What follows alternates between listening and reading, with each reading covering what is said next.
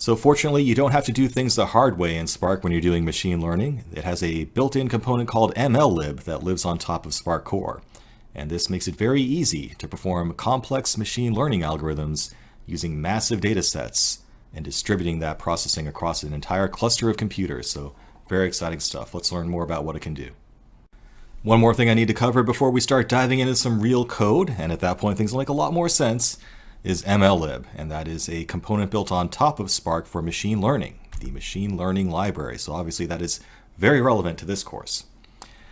So what are some of the things MLLib can do? Well, one is feature extraction. So one thing it can do at scale is term frequency and inverse document frequency stuff, and that's useful for creating, for example, search indexes. And we will actually go through an example of that in a few lectures from now. So the key again is that it can do this across a cluster using massive data sets. So, you could make your own search engine for the web with this potentially.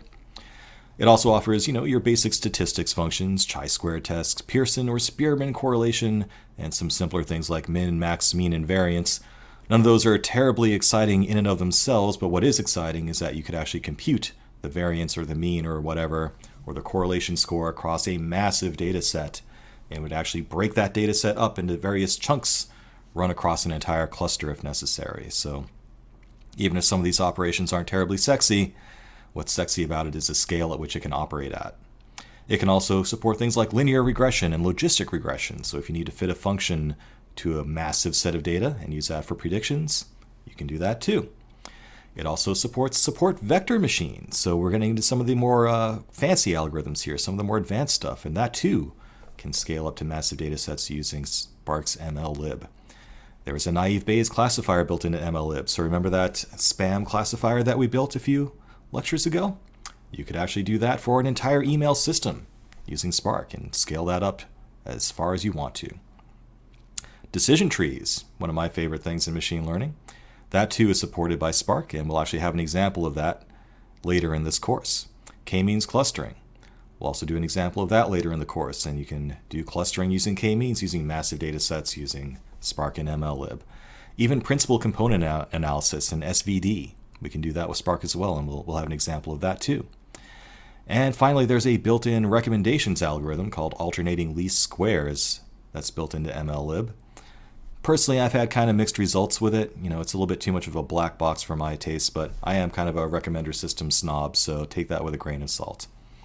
Using MLLib is usually pretty straightforward. There are just some library functions you need to call.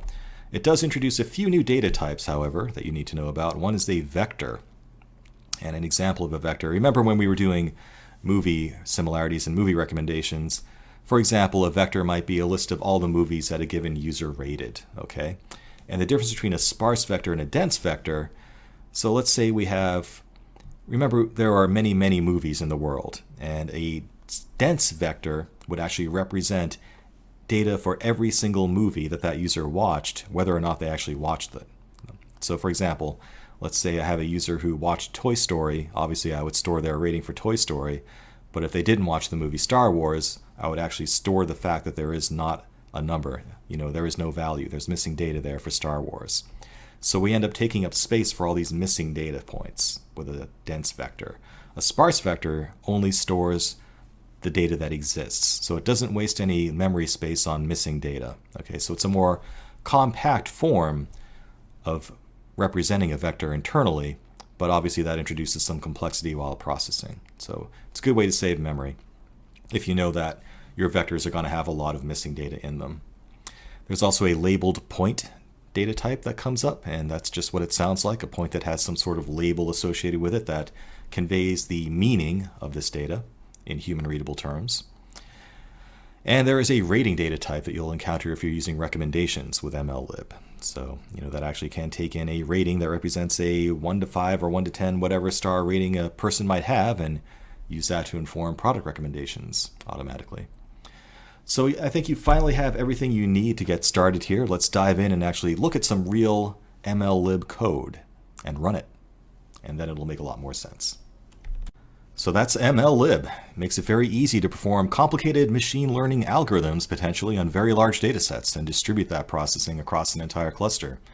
Like I said before, Spark is still young and it's growing every day, so I expect these capabilities to keep expanding and evolving as time goes on. Cool stuff. Let's actually get our hands dirty and write some MLlib code and actually do some real machine learning using Spark up next.